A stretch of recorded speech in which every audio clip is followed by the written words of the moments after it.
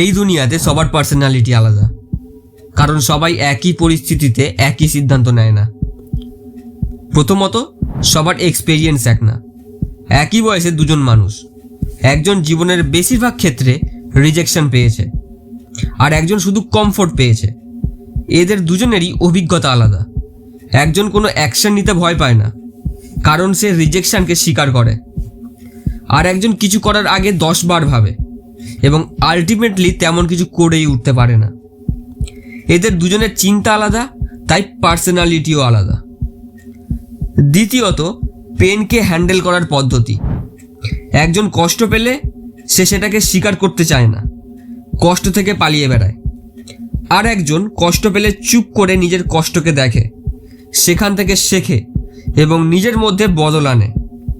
তুমি তোমার পেনকে যেভাবে হ্যান্ডেল করবে, তোমার পার্সোনালিটিও ঠিক সেইভাবেই তৈরি হবে। তৃতীয়ত, ডিসিশন আন্ডার প্রেশার। যখন কেউ দেখছে না, যখন কেউ সাপোর্ট দিচ্ছে না, তখন তুমি কি করো?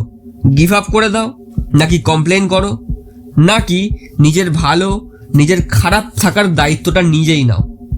এখানেই পার্থক্য, এখান থেকে পার্সোনালিটি জন্ম নেয়। চতুর্থ, সবাই বলে পরিস্থিতি খারাপ ছিল তাই করতে পারিনি বা হয়নি।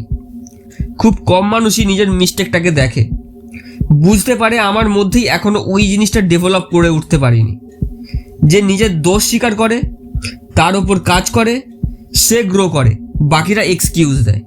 ফিফথ, সবাই গ্রোথ চায়, কিন্তু ডিসকমফোর্ট, ক্রিটিসিজম, লোনলিনেস চায় না, তাই সে গ্রোথও পায় না।